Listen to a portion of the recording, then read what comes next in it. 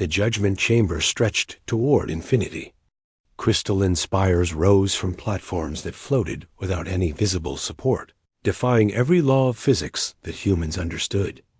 Light bent strangely here, filtering through walls that seemed to exist in multiple dimensions at once. And everywhere, watching from hovering seats and suspended galleries, were the representatives of 742 alien species. Ambassador Thomas Gray had never felt so small in his entire life. He stood on the accused platform, a circular disk of cold metal that hovered above an abyss of swirling darkness. Beside him, Captain Diana Vance kept her spine straight and her eyes forward, though her hands trembled slightly at her sides. Behind them both, Professor Alan Cross clutched a data tablet like it was a shield against the impossible sight before them. 3 humans. Facing the entire galaxy. The High Arbiter descended from the uppermost platform. It was a Velthary, a being made of constantly shifting geometric shapes that folded in on themselves in ways that hurt to look at directly. When it spoke, the words appeared directly in their minds, translated by the small implants they had been forced to accept. Species designation human, homeworld Earth, Sol system, Orion arm of the Milky Way galaxy. Thomas felt every eye, every sensor, every alien perception organ turned toward him. Some of these beings saw in spectrums humans could not imagine. Some existed partially in dimensions that human science had only theorized about. All of them were looking at 3 small figures from a small planet orbiting an unremarkable yellow star. You stand accused of 17 violations of Galactic Compact Law, the Arbiter continued. Unauthorized faster-than-light experimentation. Contamination of protected stellar systems. And most seriously, the destruction of Observation Station 12, resulting in the deaths of 43 Council observers. A ripple of sound passed through the chamber. Clicks, whistles, electromagnetic pulses that the translation implants could not fully convert. Thomas understood their meaning anyway. Anger, judgment, hunger for punishment. How does humanity plead? Thomas opened his mouth to deliver the diplomatic response he had prepared. Weeks of careful negotiation had led to this moment. Earth's survival depended on the words he chose. But before he could speak, Professor Cross stepped forward. We plead that you are all afraid of us. The chamber exploded with noise. Thomas grabbed Cross by the arm, pulling him back. What are you doing? We had a plan. But the old physicist was not listening. His eyes were fixed on the assembled delegates, and in them burned something Thomas had never seen before. Certainty.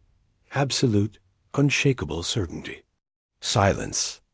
The Arbiter's command cut through the chaos. The chamber fell quiet, though tension crackled in the air like electricity before a storm. You will explain this statement, human. Cross pulled free from Thomas's grip. For 200 years, you have watched us. You placed observation stations throughout our solar system the moment we split the atom. You have studied our every advancement, cataloged our every discovery, and reported our every failure back to this council. He pointed at the assembled delegates. In 200 years, we went from riding horses to touching the fabric of spacetime itself. You have possessed faster-than-light travel for 1,000,000 years. We developed it in a single human lifetime.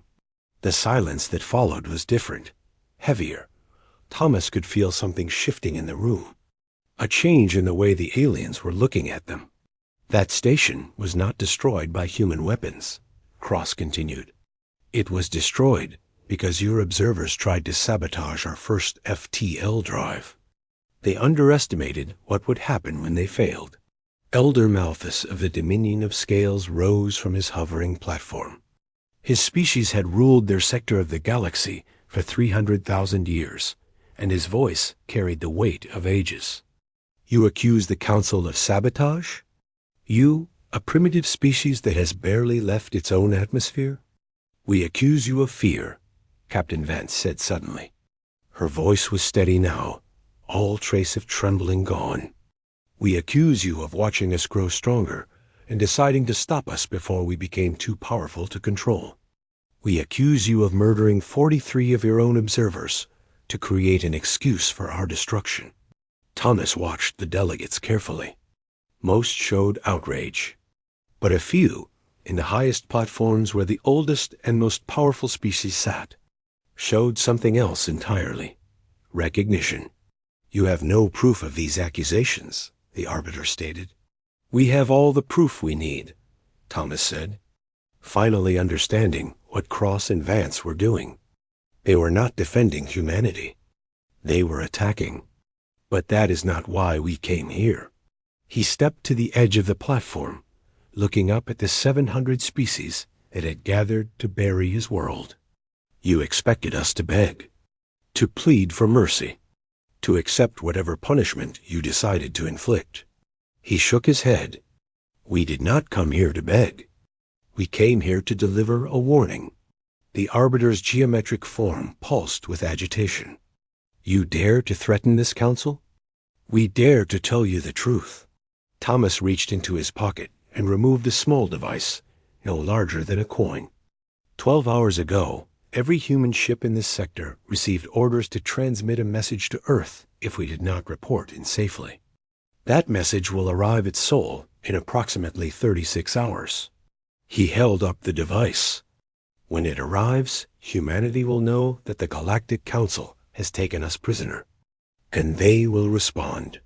Elder Malthus laughed, a harsh sound like scales scraping against stone. Respond? With what? Your species has barely 100 vessels capable of interstellar travel. We have millions.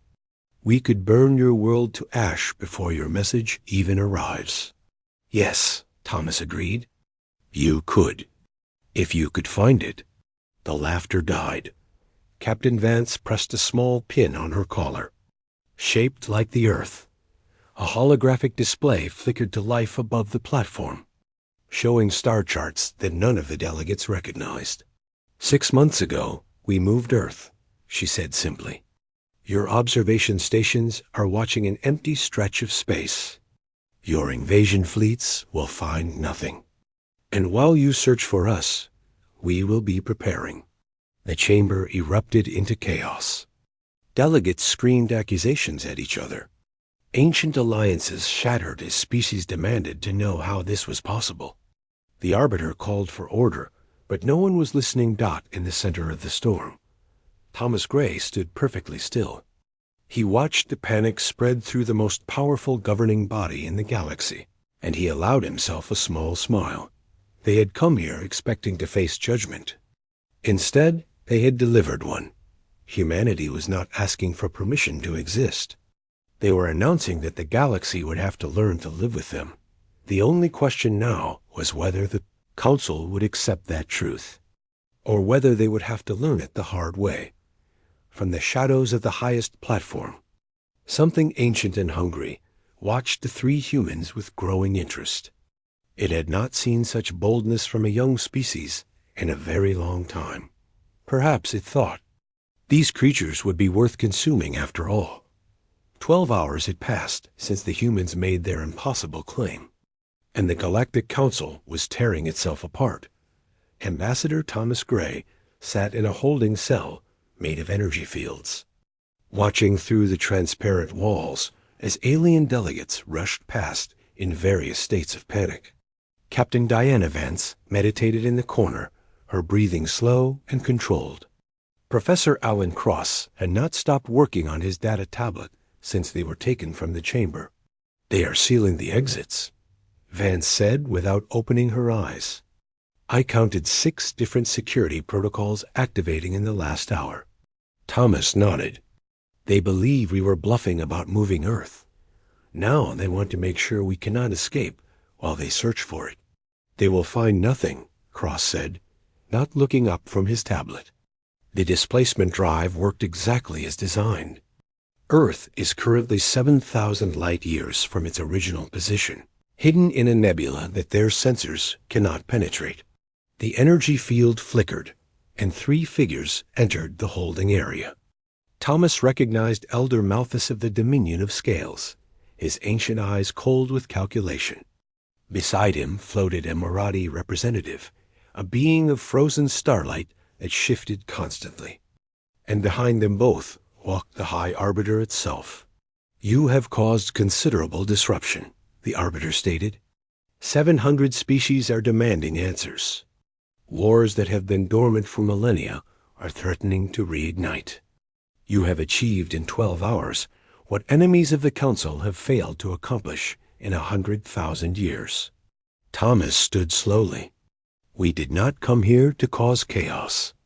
We came here to survive. By lying?" Elder Malthus stepped closer to the energy field. "We have scanned your solar system. Earth remains exactly where it has always been. Your claim of moving your planet was nothing but a desperate deception." Vance opened her eyes. "Then destroy it. Burn the planet you found to ash.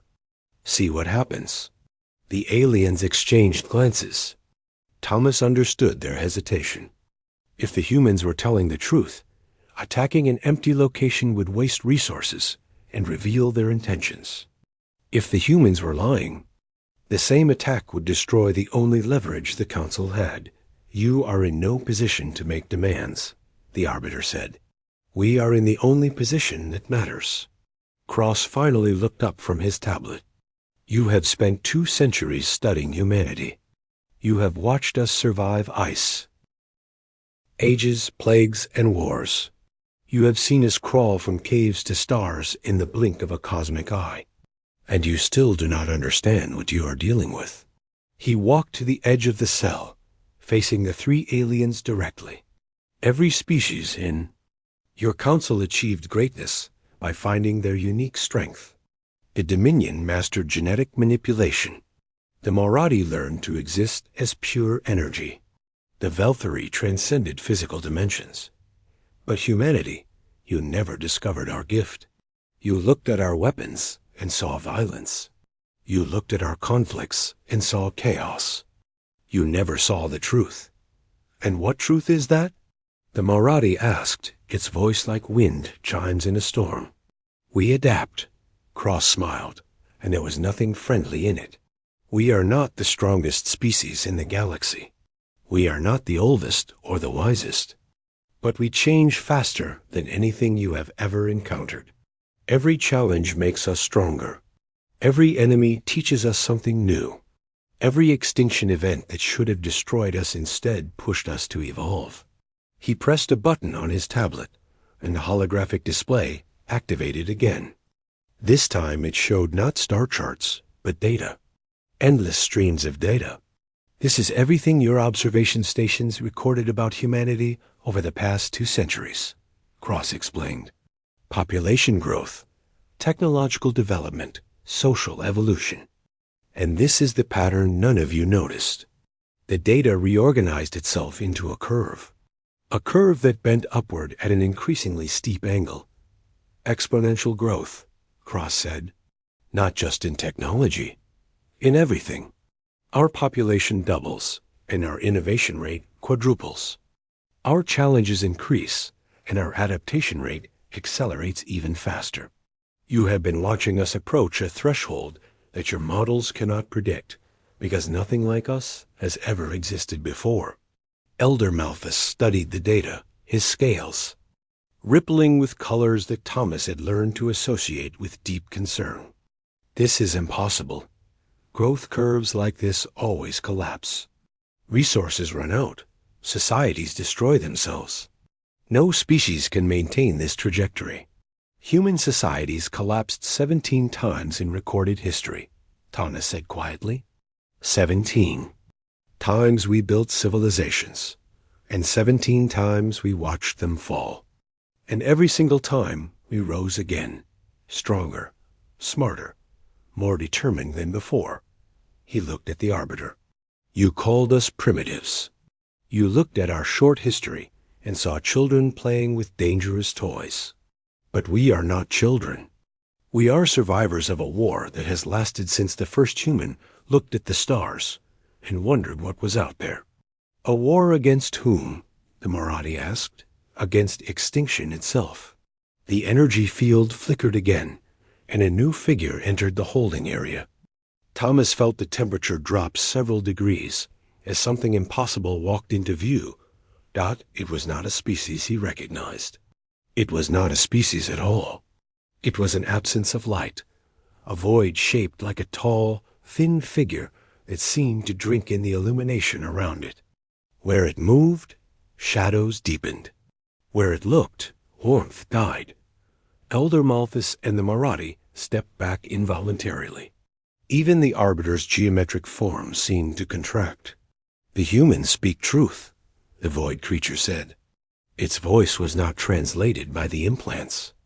It simply existed in their minds, cold and ancient and hungry. They are different from the others. They can perceive what should remain hidden. Thomas felt ice spreading through his veins. Not physical cold, but something deeper. Something that touched the part of his mind that had kept his ancestors alive in dark caves when predators prowled outside. "You have been manipulating this council," Cross said suddenly. His voice was strained, as if speaking required tremendous effort. "From the beginning. You fed on their fear, kept them in conflict, prevented any species from growing strong enough to threaten you." The creature turned its non-face toward the professor. "You see clearly, little light. This is why your kind must end.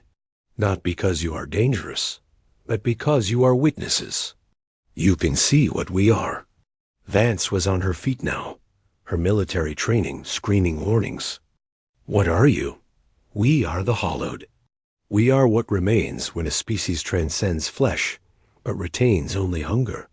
We have existed since before this galaxy had a name, and we have fed on civilizations like yours for longer than your stars have burned." Thomas understood now.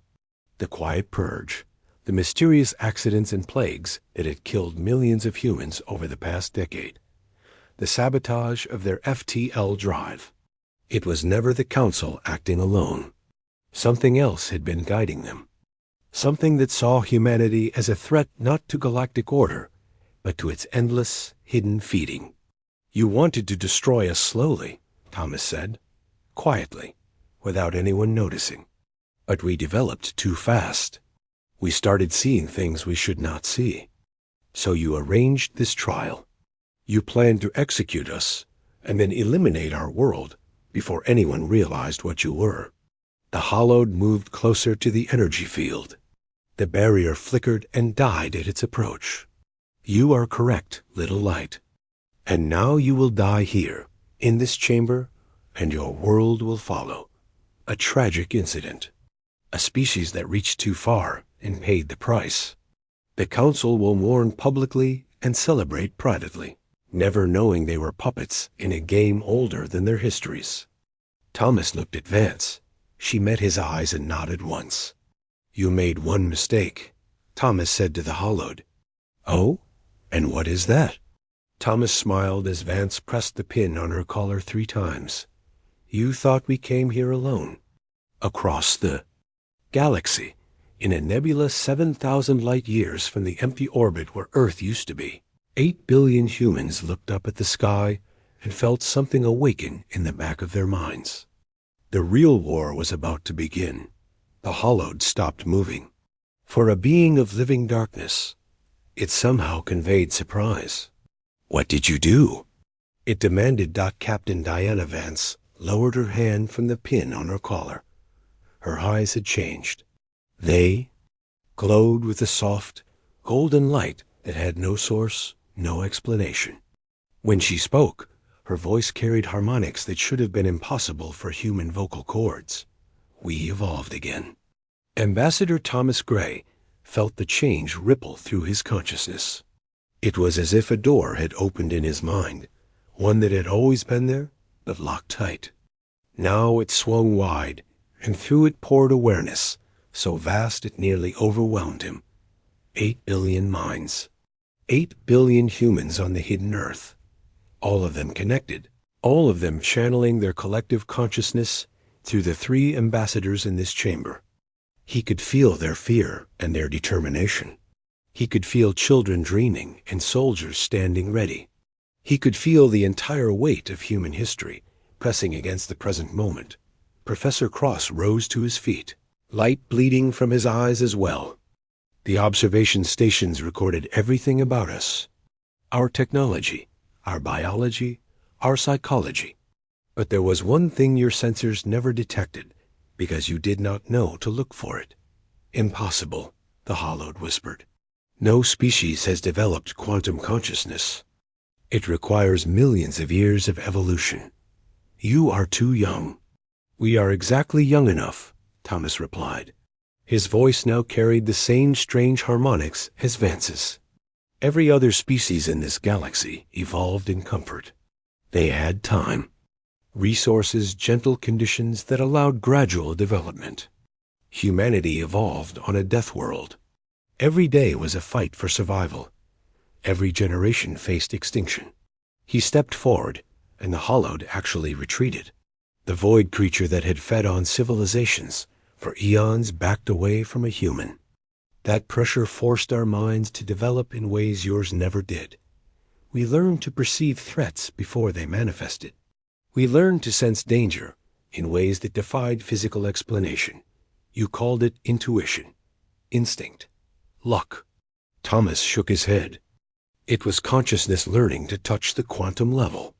And now, connected as one, we can do more than perceive. Cross raised his hand. In his palm, light gathered and solidified into something that looked like a small star. We can create. The Hollowed lunged. It moved faster than anything physical should move, darkness streaming behind it like a comet's tail. Advance was faster. She caught the creature with a wave of pure will, golden light wrapping around living void like chains. You cannot hold me, the Hollowed screamed. Its voice tore at their minds, ancient and terrible. I have consumed stars. I have devoured civilizations that spanned galaxies. You are nothing but insects with delusions of quiet. Thomas spoke a single word, and the Hollowed's voice cut off. Not silenced, but removed, as if the concept of sound no longer applied to it.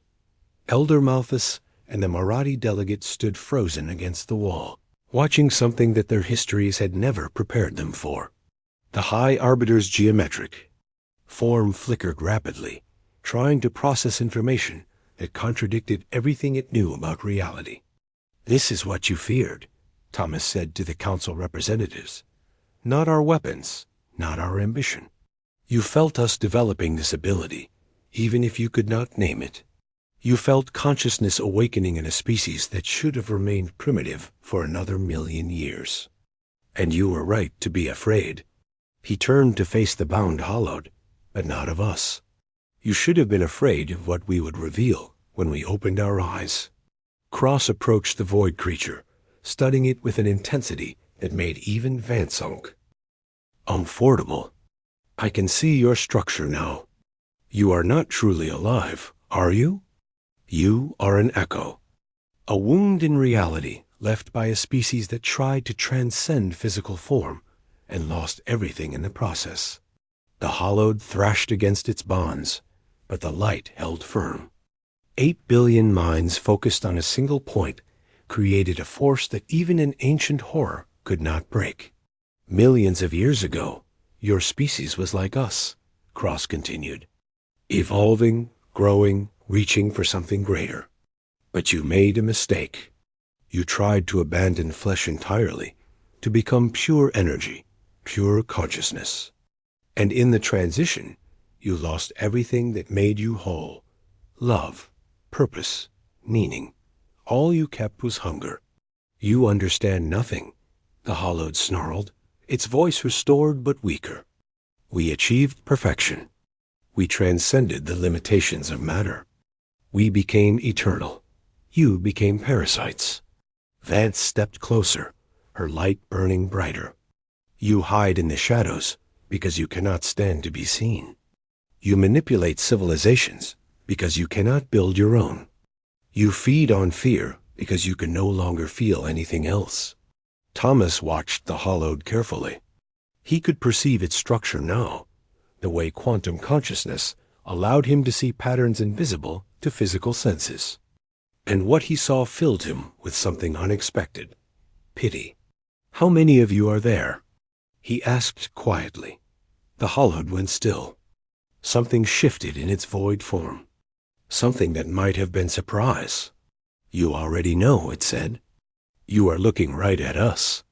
Thomas's blood ran cold. He expanded his perception, reaching beyond the chamber, beyond the council headquarters, beyond the planet they stood on.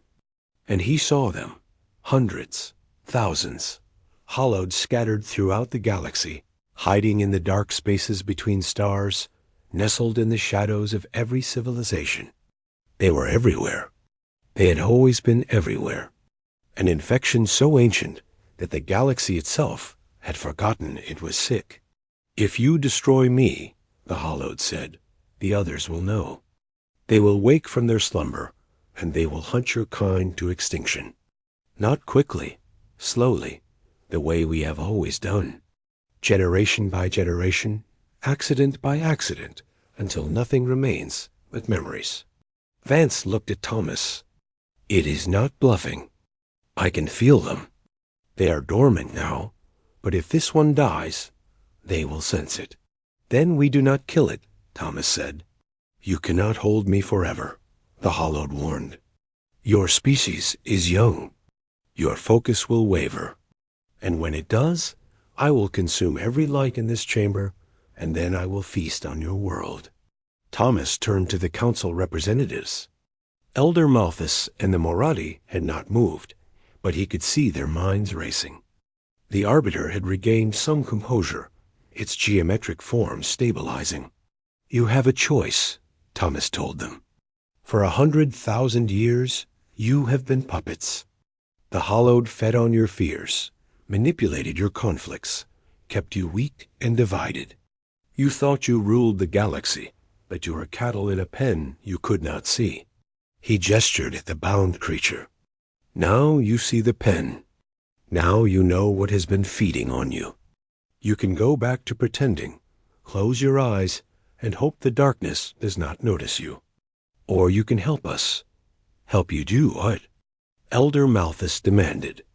His voice was steadier than his trembling scales suggested. "End them?" Thomas met the ancient creature's eyes. "Humanity cannot fight thousands of hollowed alone. But we can teach other species what we have learned. We can awaken consciousness across the galaxy. We can turn every mind into a light that darkness cannot touch." The Maradi drifted forward, its frozen starlight body pulsing with agitation. "You speak of changing the fundamental nature of sapient species. This is not a simple gift you offer. This is evolution imposed from outside." "Yes," Thomas agreed. "It is. And it is the only way to survive what is coming." As if in answer to his words, the hollowed began to laugh. It was a terrible sound. Emptiness given voice. "You think you have time," it said. "You think this is a war you can prepare for. But I already sent the signal. Before you bound me, I called to my kindred. They are waking now. All of them. Every hollowed in the galaxy is rising from their sleep." The creature leaned forward against its bonds. Void face inches from Thomas's own. "And they are hungry. Far across the galaxy. In the cold spaces between stars, ancient nightmares opened eyes that had been closed for centuries. They felt the call of their captured kin. They sensed the lights that had dared to challenge them, and they began to move. The warnings came from everywhere, at once throughout the council headquarters. Every communication system erupted with emergency signals. Distress calls flooded in from 100 worlds as ships disappeared, colonies went dark, and shadows began to move where shadows should not exist. Ambassador Thomas Gray stood at the center of the judgment chamber, now transformed into a command center. Around him, delegates who had come to execute humanity scrambled to save their own civilizations. 17 incursions confirmed in the Dominion territories, Elder Malthus reported. His ancient voice strained. We have lost contact with 4 colony worlds. Our fleets are engaging, but their weapons pass through the hollowed without effect. The Marathi representative pulsed with distress. The collective is reporting similar losses. Our energy-based physiology offers no protection. If anything, the hollowed seem drawn to us. They are feeding. Captain Diana Vance maintained her focus, golden light still streaming from her eyes. The bound hollowed floated behind her, contained but not destroyed. 8 billion human minds held the chains, but the effort was beginning to show. "We cannot keep this up forever," she said quietly to Thomas. "The connection is draining. People on Earth are collapsing from exhaustion. We need to end this." Professor Cross studied his tablet, now displaying data gathered through the quantum consciousness network. "I count 63 hollowed currently active across the galaxy. But there are more. Hundreds more, still dormant. If they all wake at once, we will not survive." Thomas looked around the chamber. 700 species had come here to judge humanity. Now they looked to 3 humans for guidance. The irony was not lost on him. "We need to change the terms of this fight," he said. "Physical weapons cannot harm them. Energy weapons feed them. But human consciousness can bind them. We proved that." "You proved that you can bind one," Elder Malthus corrected. "For a limited time. With the combined focus of your entire species. The mathematics do not favor victory. Then we change the mathematics." Thomas turned to the Arbiter, whose geometric form had been silent throughout the chaos. "You spoke of 17 violations of galactic, compact law. One of those violations was contamination of protected stellar systems. What exactly did we contaminate?" The Arbiter's form flickered. "This is not relevant to the current crisis. Everything is relevant now. Answer the question." The chamber fell silent. Even the incoming distress calls seemed to fade as every delegate focused on the event. "Exchange. Humanity's faster-than-light experiments. Released quantum resonance waves that spread beyond your system," the Arbiter finally admitted. "These waves have been detected in 7 protected systems. Systems where other pre-space flight species are developing." Thomas felt understanding crystallize. "You were afraid we would wake them up, that our experiments would trigger quantum consciousness in other species. It was a possibility we could not allow. But it already happened." Cross stepped forward, his eyes widening. "The resonance waves traveled at faster-than-light speeds. They have been spreading for months. If there are other species on the edge of developing what we have, our experiments might have pushed them over." Vance's grip on the hollowed tightened. "You mean there might be other species out there right now, experiencing what we experienced? Minds awakening, consciousness expanding, and no idea what is happening to them," Thomas added. "Or that monsters are coming to consume them." He made a decision. "Release the broadcast lockdown. We need to reach every system those resonance waves touched." Elder Malthus stepped in front of the communication controls. "You cannot be serious. Those species are primitive. They are not ready for contact. The psychological damage alone could destroy their civilizations. The hollowed will destroy their civilizations anyway. At least this way they have a chance." Thomas looked at the ancient being with something like compassion. "You spent so long protecting younger species from knowledge you thought they could not handle. You kept them in the dark, told yourselves it was for their own good. But darkness is where the hollowed live. It is time to turn on the lights." He pushed past Malthus and activated the broadcast system himself. His voice, carrying the harmonics of human quantum consciousness, echoed across the galaxy. "This is Ambassador Thomas Gray of Earth. I am speaking to any species that has recently experienced changes in perception. Visions you cannot explain. Awareness that seems to extend beyond your physical senses. You are not going crazy. You are evolving. And you are not alone. He paused, feeling the attention of billions of minds suddenly focus on his words. There is a darkness coming. Creatures that feed on fear and hide in shadows. They have controlled this galaxy for millions of years, and they do not want you to wake up. But you are waking up anyway. And now you hatch. Obey a choice. Hide in the dark and hope they do not find you. Or stand with us and fight. Cross activated the tactical display, showing the positions of every detected hollowed in the galaxy. One by one, new signals began appearing. Not hollowed, not council species. Something new. We are receiving responses, the Marathi reported, its voice filled with wonder. Species we have never contacted before. They are connecting to your network. Vance gasped as she felt the influx. There are so many of them. Dozens of species. Hundreds of worlds. All of them feeling what we felt when we first awakened. The bound hollowed began to struggle more violently. No, this was not supposed to happen. The lesser species were supposed to remain blind. You cannot. We can. Thomas turned to face the creature. You spent millions of years keeping the galaxy in darkness. You fed on their fear, because fear kept them weak. But fear is not the only emotion that spreads. Hope spreads too. And hope makes people strong. He reached out with his consciousness, touching the new minds that were joining the network. They were confused, terrified, overwhelmed by sensations they did not understand. But underneath the fear, he felt something else. Defiance. Species that had looked up at the stars and wondered if they were alone.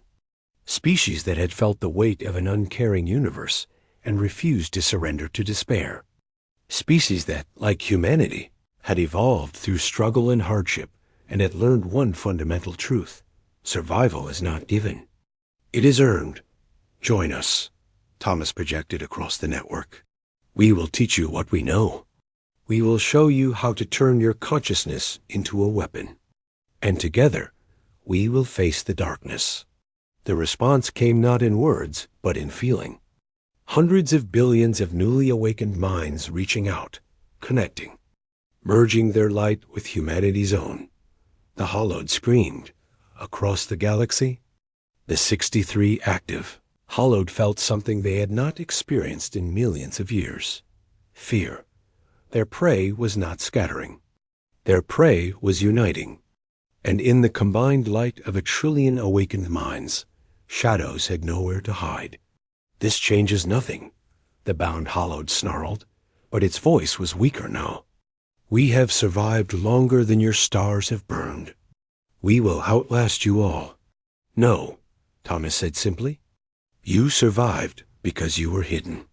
You survived because no one knew to look for you. But now everyone can see. He leaned close to the creature of void and darkness. And we are watching. The first coordinated strike began. On 17 different worlds, the hollowed that had been terrorizing Council territories suddenly found themselves surrounded.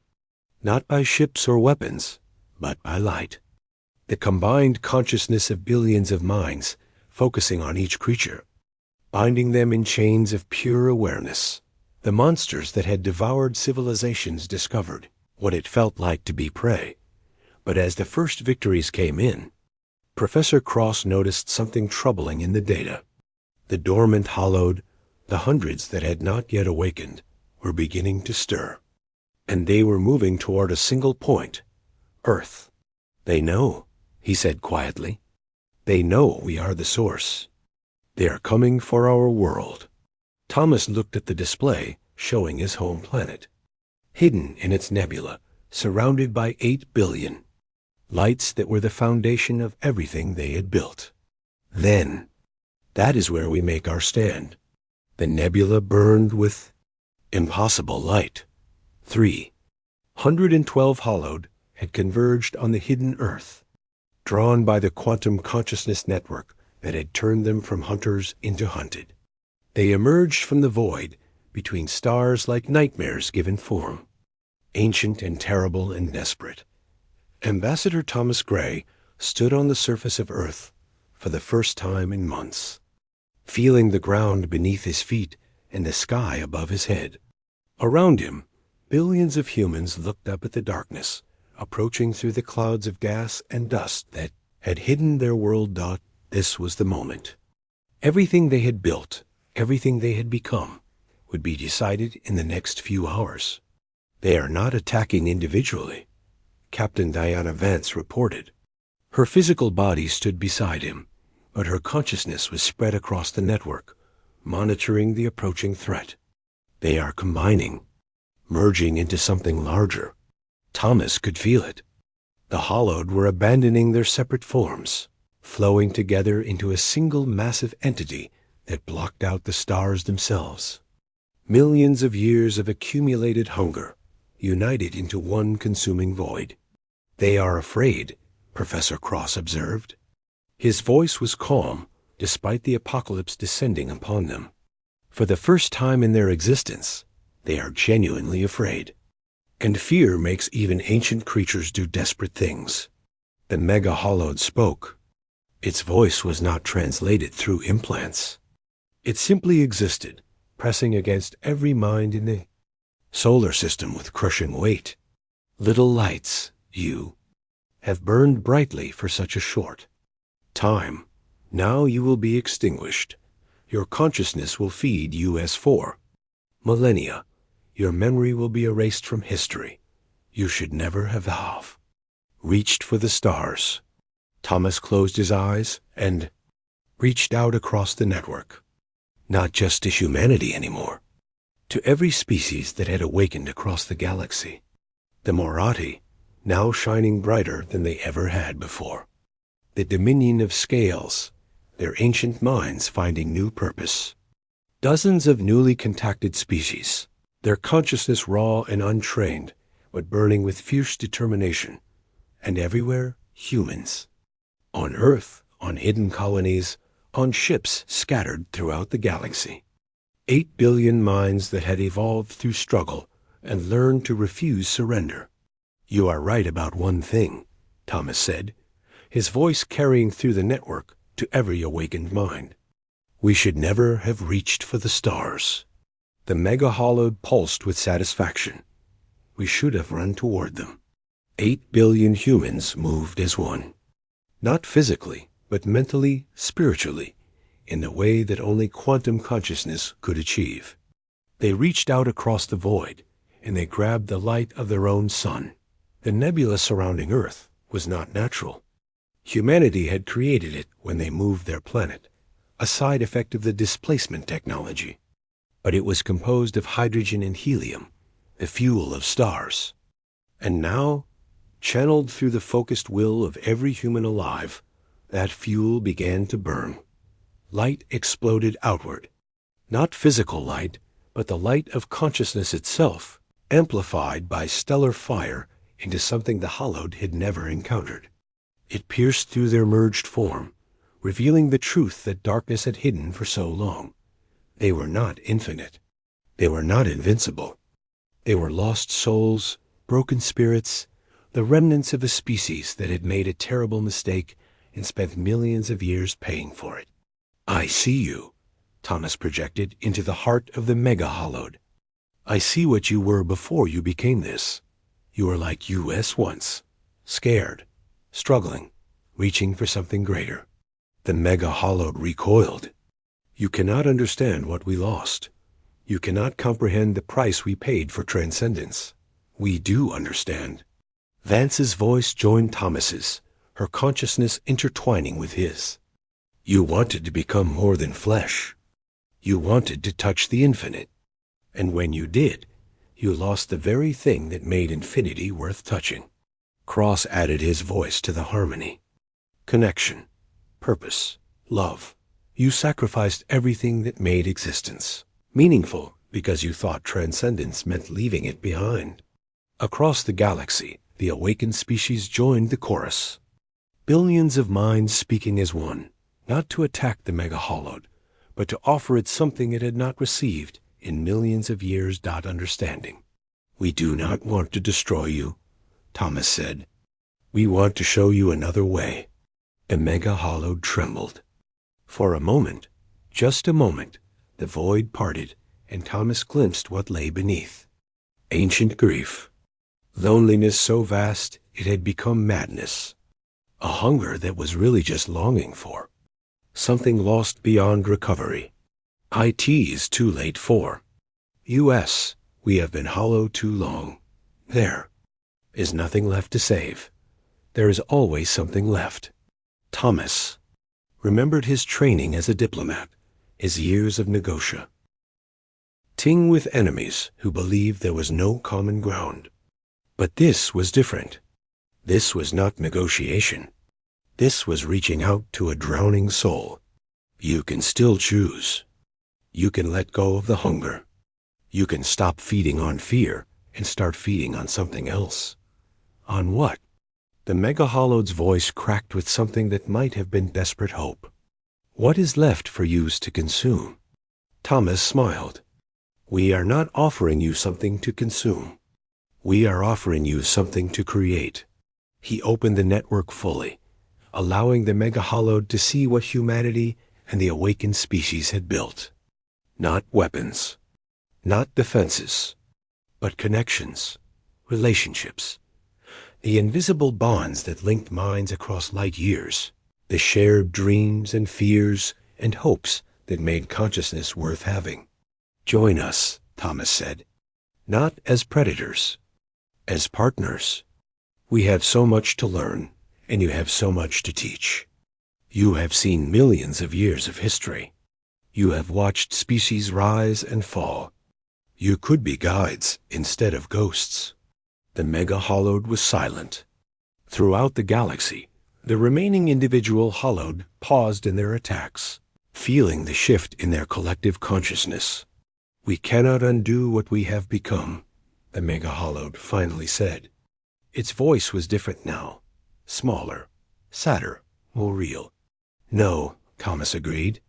But you can choose what you become next. The moment stretched into eternity. Every awakened mind in the galaxy held its breath. Then, slowly, the Mega Hollowed began to separate. Not into predators, but into something new. The void thinned, revealing shapes that were still dark, but no longer hungry. Still ancient, but no longer alone. We accept, the transformed being said. We will try. It would take years, centuries, perhaps, learning to exist as something other than predators, finding purpose in a galaxy that now knew what they were. But it was a beginning. The battle for Earth ended not with destruction, but with transformation. 1 year later, Ambassador Thomas Gray stood in the rebuilt council chamber. The architecture had changed. The hovering platforms were gone, replaced by a single curved surface where every species sat as equals. Humans occupied their place among the 742 original members, alongside the 93 new species that had awakened during the crisis. The transformed, Hollowed had their own section. Dark shapes that now serve as historians and advisors. Their ancient knowledge finally put to constructive use. Elder Malthus approached Thomas as the session ended. The ancient being looked different now, his scales showing colors that Thomas had learned to associate with respect. 1 year ago, I came to this chamber to witness your execution, Malthus said. I believed humanity was a threat that needed to be eliminated before you grew too powerful to stop. Thomas nodded. And now? Now I understand that we were looking at power incorrectly. We measured it in weapons and territory and resources. We never considered that the greatest power might be the ability to change, to adapt, to transform enemies into allies. Malthus paused. You taught us that. Your species, which we considered primitive, showed us something our million-year-old civilizations had never learned. What is that? That survival means nothing if you sacrifice what makes existence worth surviving for. Malthus extended a claw in the greeting gesture that Thomas had taught him. Thank you, Ambassador, for waking us up. Thomas shook the offered claw. "That is what we do," he said. "We struggle. We learn. We grow. And somewhere along the way, we decided that the journey matters more than the destination." He looked out the vast windows at the stars beyond. Somewhere out there, Earth orbited peacefully in its new location, protected by a galaxy that had finally learned to work together. Somewhere out there, species that had been enemies for millennia were discovering what they could build when they stopped fighting. And somewhere in the darkness between stars, the transformed Hollowed watched and remembered and chose every day to be something other than what they had been. The galaxy had received its wake-up call, and humanity had delivered it.